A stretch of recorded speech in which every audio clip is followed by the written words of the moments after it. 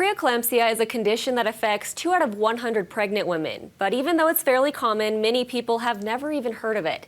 So to talk with us more about this is Dr. Beth Carew from the premier OBGYN at Rose Medical Center. And first of all, what exactly is preeclampsia and who's most at risk for the disease?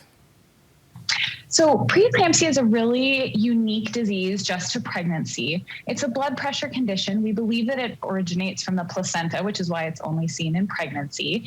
And it affects women typically toward the end of their pregnancy and also sometimes occasionally after they deliver in that early postpartum period. Who's most at risk are women who have underlying health conditions, such as blood pressure conditions, diabetes, autoimmune disorders, women who are over 35, especially when they have their first baby. And then any woman who's had it before is always at risk of having preeclampsia again. Interesting. And how does it affect mothers and their babies? So preeclampsia leads to elevated blood pressure, which can affect other organs such as the liver and the kidneys, and can also affect some of the blood clotting pathways in our bodies, which can affect how blood is transferred through that placenta. So sometimes even affecting fetal growth. And the more severe form of preeclampsia is something called eclampsia, which has preeclampsia features, but also seizure activity. Okay, and what are some of the symptoms of this? So the most common symptoms are headaches, especially headaches that don't go away with the usual things we do for headaches, like drinking plenty of water, getting rest, trying some Tylenol. Also changes in the vision, so spots in the vision or a change in blurring of the vision. Sometimes swelling can be a sign of preeclampsia, but swelling is also really common in pregnancy. So typically we're talking about swelling in the hands and in the face, less commonly the swelling in the feet, which happens to almost all pregnant women at the end of pregnancy.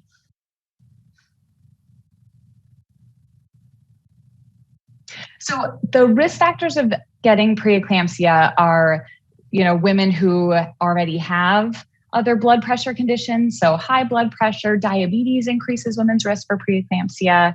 Autoimmune conditions such as lupus can increase women's risk of preeclampsia. Women who are having their first baby or haven't had a baby for 10 years are at higher risk for preeclampsia.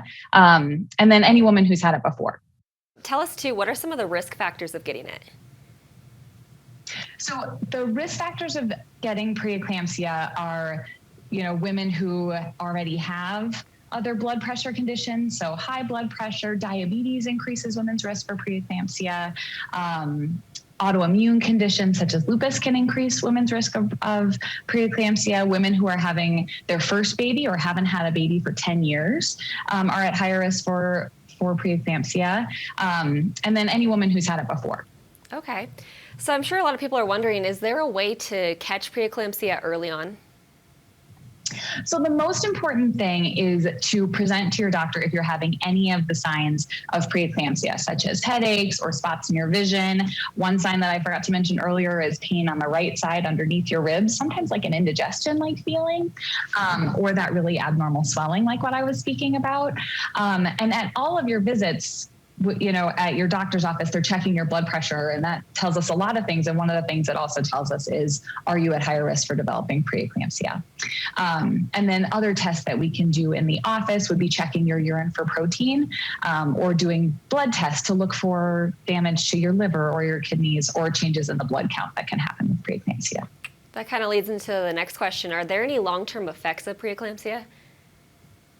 So we do know that women who have a history of preeclampsia are at higher risk for developing other cardiovascular disease as they get older. So very important to make sure that even if you're outside of childbearing age, if you've had preeclampsia, to let your doctor know so they can assess your risk accordingly.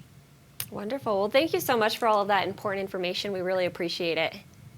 Of course. Thanks for having me. Wonderful. And we'll have more information and preeclampsia resources on our website, cbsdenver.com.